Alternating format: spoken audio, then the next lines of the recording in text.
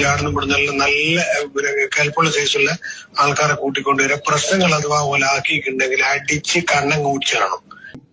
പള്ളിയിൽ ഇരുന്നുകൊണ്ട് എനിക്ക് മായും പൂയും കായും തായും ഒക്കെ വിളിക്കാം അല്ലേ? പള്ളിന്റെ അകത്തിരുന്നോണ്ട് പോലീസുകാർ ബൂട്ടിട്ട് കയറാൻ പാടില്ലോ? അതിന് പ്രശ്നം, അത് പ്രശ്നം. നാണമുണ്ടോടാ? നാണമുണ്ടോ എനിക്കൊക്കെ? കോഴിക്കോട് ജില്ലയിലെ വടകര കണ്ണൂക്കരയിൽ ഒരു മുസ്ലിം പള്ളിക്കകത്ത് വലിയ രീതിയിൽ വാക്കുതർക്കം ഉണ്ടാക്കുകയും തുടർന്ന് പോലീസ് ഈ വിഷയത്തിൽ ഇടപെടുകയും അതിനെ തുടർന്ന് പോലീസ് പള്ളിയിൽ കയറി, അതും ബൂട്ടിട്ട് പള്ളിയിൽ കയറി എന്ന് പറഞ്ഞിട്ട് വലിയ രീതിയിൽ കരച്ചിലുകളൊക്കെ നമ്മൾ സോഷ്യൽ മീഡിയയിൽ കാണുന്നുണ്ട്. എന്നാൽ ഇതിന്റെ വസ്തുത എന്താണ്?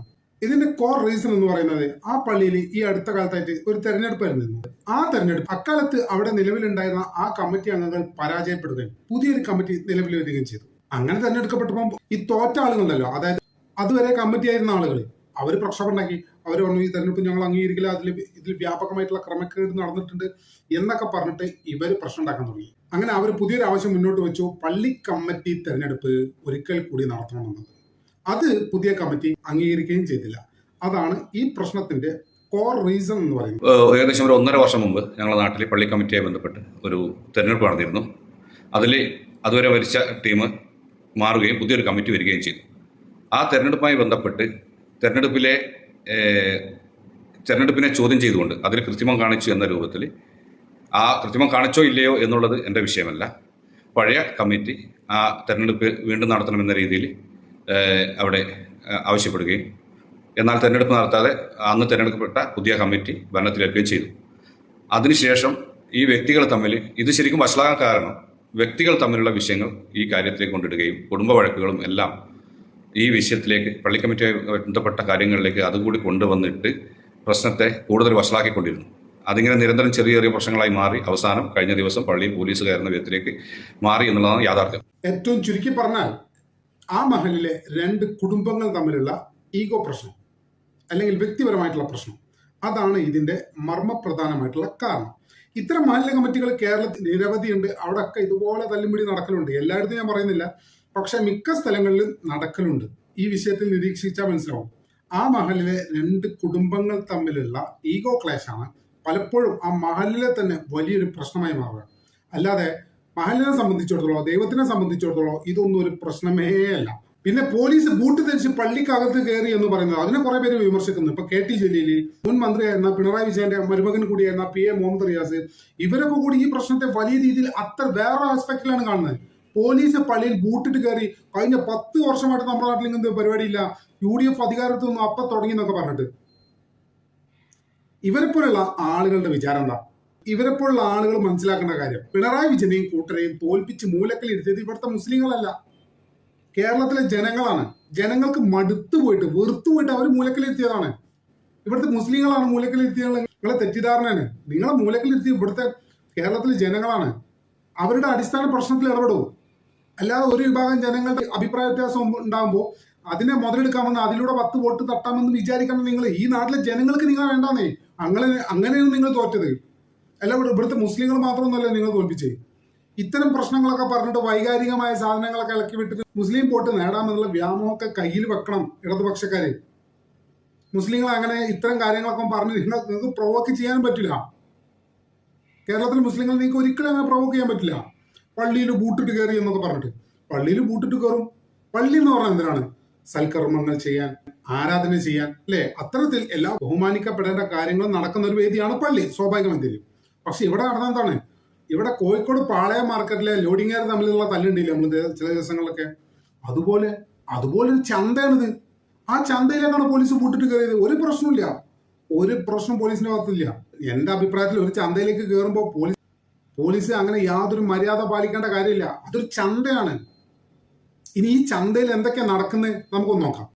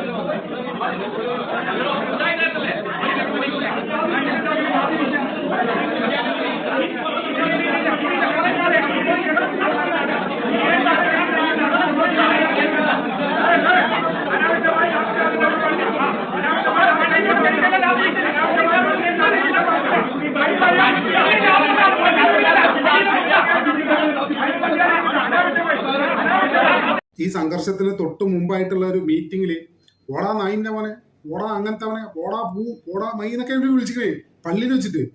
പള്ളിയാണെന്ന് അവർ പറയുന്നത്. ഇതൊരു ചന്തല്ലേ?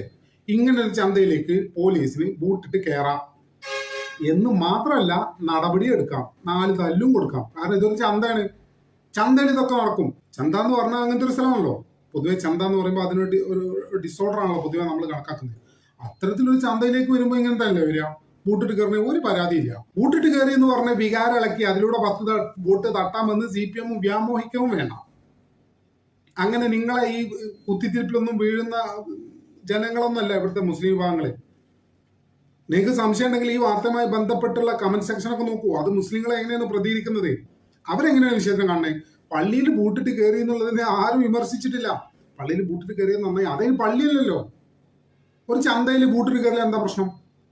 പള്ളിക്കകത്ത് പടച്ചവനെ ആരാധിക്കുന്ന സ്ഥലത്ത്, പടച്ചവനോട് ദുആ ചെയ്യുന്ന സ്ഥലത്ത്, മനുഷ്യന്റെ എല്ലാ പ്രയാസങ്ങളും സങ്കടങ്ങളും ദുഃഖങ്ങളും റബ്ബിന്റെ മുന്നിൽ തവക്കലിരിക്കുന്ന ആ സമയം, അങ്ങനെ ഒരു സ്ഥലത്ത്, അങ്ങനെ സ്ഥലം വിശ്വാസികളെ സംബന്ധിച്ചോളം അതൊരു പരിശുദ്ധമായ സ്ഥലമാണ്. പക്ഷെ ഇതല്ലല്ലോ. ഓടാ നായിന്റെ മോനെ, ഓടാ ഓടാ മൈ എന്നൊക്കെ വിളിക്കുന്ന സ്ഥലത്ത് ഇത്ര മതി ബൂട്ടിട്ടൊക്കെ കയറാം.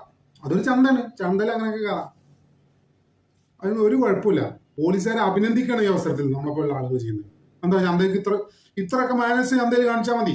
ഇതേ പോലീസുകാരനല്ലേ ചില പള്ളികളിൽ ആളുകൾ മരിക്കുന്ന, പെട്ടെന്ന് ആക്സിഡന്റിൽ മരിക്കുന്ന, നിസ്കാരത്തിനിടയിൽ മരിക്കുന്ന ഒക്കെ ഉള്ള സംഭവങ്ങളുണ്ടാവും. അവിടെയൊക്കെ എന്ത് റെസ്പെക്റ്റോടെയാണ് പോലീസുകാർ വരാം? അപ്പൊ പോലീസുകാർക്ക് കൃത്യമായിട്ട് അറിയാം എവിടെ റെസ്പെക്റ്റോടെ പോകണം, എവിടെ റെസ്പെക്റ്റോടെ പോകണ്ടെന്ന്. അത് അവർ ഭംഗിയായി ചെയ്തു, അത്രേ ഉള്ളൂ. അതിന് അവരെ വിമർശിക്കേണ്ട ഓരോ ആവശ്യമില്ല. പിന്നെ മറ്റൊരു വിഭാഗം ആളുകൾ പറയുന്നത് ഇതെല്ലാം മുസ്ലിം ലീഗിന്റെ പണിയാണോ? മുസ്ലിം ലീഗിന്റെ പണിയാണോ അത്? അതിന് ന്യായീകരിക്കുന്ന രീതിയിൽ ഒരു മുസ്ലിം ലീഗ് പ്രവർത്തകന്റെ വോയിസും ഇവർ പുറത്തുവിട്ടിട്ടുണ്ട്. നമുക്ക് ആ വോയിസ് ഒന്ന് കേൾക്കാം. നാളെ നിങ്ങള് പരമാവധി നമ്മളെ പ്രവർത്തകന്മാരെ മുല്ലത്തറ പള്ളിയിൽ നിസ്കരിക്കാൻ വേണ്ടി എത്തിക്കണേ. പരമാവധി ആടുന്ന ഇവിടുന്ന് നല്ല കൽപ്പുള്ള സൈസുള്ള ആൾക്കാരെ കൂട്ടിക്കൊണ്ടുവരിക. പ്രശ്നങ്ങൾ അഥവാ പോലെ ആക്കിയിട്ടുണ്ടെങ്കിൽ അടിച്ച് കണ്ണം കൂടിച്ചാണോ നിരത്തിയിട്ട് എടുക്ക. അതുകൊണ്ട് ദയവ് ചെയ്ത് നിങ്ങളെല്ലാവരും നല്ല നല്ല പ്രവർത്തകന്മാർ നാളെ നിസ്കാരത്തിന് വേണ്ടിയിട്ട് എന്താക്കണോ മുല്ലത്തറ പള്ളിയിലെത്തുക. എന്നിട്ട് ആടുള്ള നാട്ടുകാർക്ക് സപ്പോർട്ട് കൊടുക്കുക. ഈ ഊതിയാർക്ക് നമ്മളെ പാർട്ടിന് പൈചാരുന്ന ആൾക്കാരെ വെച്ച് കാച്ചു കൊടുക്കുക. വേറെ പരിപാടിയൊന്നുമില്ല. അതുകൊണ്ട് നാട്ടുകാർക്ക് സപ്പോർട്ട് ചെയ്യാൻ വേണ്ടിയുള്ള എല്ലാ പരിപാടിയും ബഹുമാനപ്പെട്ട മുല്ലത്തറ ശാഖ മുസ്ലിം ലീഗ് കമ്മിറ്റിന്റെ ഭാഗത്തുണ്ടാണെന്ന് ചെറിയൊരു അഭ്യർത്ഥന എന്റെ ഭാഗത്ത്. വോയിസ് കേട്ടല്ലോ. ഇതിൽ എന്താണ് അയാൾ ആവശ്യപ്പെടുന്നത്? ആ പള്ളിയിലേക്ക് കയ്യൂക്കുള്ള എല്ലാരെയും കൊണ്ടുവരാൻ. എന്തിനാ കൊണ്ടുവരാൻ പറയണേ? നിസ്കരിച്ച് തക്കവ ഉണ്ടാക്കാനാണോ? അല്ല, എന്തിനെ കൈകാര്യം ചെയ്യാൻ. ഇവർക്കൊക്കെ ഇതിന്റെ ആവശ്യമുള്ളൂ. എന്നാൽ മുസ്ലിം ലീഗിന് ഇതുമായിട്ട് എന്തെങ്കിലും ബന്ധമുണ്ടോ? ഇല്ല. ആ നാട്ടിലെ ആ മഹലിലെ ഒരു തെരുവ് കൊണ്ടാ. അയാൾ ലീഗുകാരനാണ്. അയാളുടെ രാഷ്ട്രീയ സ്വാധീനം ഉപയോഗിച്ച് ദുരുപയോഗം ചെയ്തിട്ട് ഈ പള്ളി വിഷയത്തിലേക്ക് മറച്ചതിന് മുസ്ലിം ലീഗ് എങ്ങനെയാണ് പ്രതിയാകുക? മുസ്ലിം ലീഗ് അല്ലല്ലോ ഇതിന്റെ ബാക്കിൽ. ആ നാട്ടിലെ ഒരു തെരുവ് കൊണ്ട മുസ്ലിം ലീഗിന്റെ പേരിൽ, അതിന്റെ സംഘടനാ ശക്തിയിൽ സ്വാധീനമുണ്ട് എന്നുള്ള പേരിൽ അത് ദുരുപയോഗം ചെയ്യാൻ ശ്രമിച്ചത് എങ്ങനെയാണ് മുസ്ലിം ലീഗ് ഏറ്റെടുക്കുക? മുസ്ലിം ലീഗിന്റെ ഉത്തരവാദിത്തം വരിക? ഒരു തെരുവ് കൊണ്ടയുടെ തോന്നിയാസം മുസ്ലിം ലീഗിന്റെ തലയിൽ കെട്ടിവെക്കാൻ നോക്കണ്ട. അത് മര്യാദയല്ല. തന്റെ സ്ഥാനം ഉപയോഗിച്ച്, പാർട്ടിയിലെ സ്വാധീനം ഉപയോഗിച്ച് ഇത്തരം ഒരു ഗുണ്ടാ നടപടിക്ക് ഇറങ്ങിത്തിരിച്ച അയാളെ മുസ്ലിം ലീഗും സമുദായവും കൃത്യമായിട്ട് നേരിടണം. മാതൃകാപരമായിട്ടുള്ള നടപടി അയാൾക്കെതിരെ സ്വീകരിക്കണം. അയാൾ ഇവിടെ മുസ്ലിം ലീഗുകാരനാണെന്നുള്ള ലേബൽ മുതലെടുക്കാൻ ശ്രമിച്ചത്, മുസ്ലിം ലീഗിന്റെ പേര് ഇതിലൂടെ കളങ്കപ്പെടുത്താനാണ് അയാൾ ശ്രമിച്ചത്. അറിഞ്ഞോ അറിയാതെയോ? എത്ര ആളുകളെ ഒന്നും പാർട്ടിയിൽ വെച്ച് നിൽക്കരുതെന്നേ, എടുത്ത് പുറത്തേക്ക് ഇടണം. ഇവന്റെ ഒക്കെ മഹലിലെ കഴപ്പ് തീർക്കാനല്ലല്ലോ മുസ്ലിം ലീഗ് എന്ന് പറഞ്ഞാൽ വലിയൊരു പ്രസ്ഥാനം ഇവിടെ ഉള്ളത്. അപ്പൊ നമ്മൾ ചുരുക്കി പറയുന്നത്, പോലീസ് ബൂട്ടിട്ട് കയറി എന്ന് പറയുന്നത് അത്ര വലിയ വിഷയമൊന്നുമല്ല. പോലീസിന്റെ ഡ്യൂട്ടി നാട്ടിൽ ക്രമസമാധാനം നടപ്പിലാക്കുക. ക്രമസമാധാനം പ്രശ്നമുള്ളത് പള്ളിയിലല്ല, പള്ളിക്കൂടത്തിലായാലും നിന്റെ ഒക്കെ തറവാട്ടിലായാലും പോലീസുകാർ അവിടെ വരും. പോലീസുകാരുടെ ജോലി അതാണ്. അവരെ കയ്യിൽ നിന്ന് 2 തല്ല് കിട്ടിയെന്ന് വെക്കും. പള്ളിയിൽ ഇരുന്നുകൊണ്ട് എനിക്ക് മായും പൂയും കായും തായും ഒക്കെ വിളിക്കാം അല്ലേ? പള്ളിന്റെ അകത്ത് ഇരുന്നുകൊണ്ട് പോലീസുകാർ ബൂട്ടിട്ട് കയറാൻ പാടില്ലോ? അതിന് പ്രശ്നം, അത് പ്രശ്നം. നാണമുണ്ടോടാ? നാണമുണ്ടോ എനിക്കൊക്കെ? ഇത് ഏറ്റവും വലിയൊരു കോൺട്രഡിക്ടറി എന്താ പറയുന്നത്? ഇത്തരം ഗുണ്ടാ സംഘങ്ങളായ മഹല്ല് കമ്മിറ്റിക്കാരെടുത്താണ് ആ നാട്ടിലൊരു പുയ്യാപ്പിളയെ അല്ലെങ്കിൽ ഒരു പെണ്ണിനൊക്കെ വിവാഹാലോചന സമയത്ത് അവരെ കുറിച്ച് അന്വേഷിക്കാനൊക്കെ നിങ്ങൾ ചെല്ലുന്നത് ഇതുപോലുള്ള ഗുണ്ടകളുടെ അടുത്താണ്. ഇവന്റെ ഒക്കെ യോഗ്യത എത്ര ഉണ്ടെന്ന് നോക്കിക്കേ. പള്ളിയിൽ പോലീസ് ബൂട്ടിട്ട് കയറി എന്ന് കരയുന്ന ആളുകൾ പറയാതെ നമ്മോട് പറയുന്ന ഒരു കാര്യമുണ്ട്. എന്താ അറിയോ?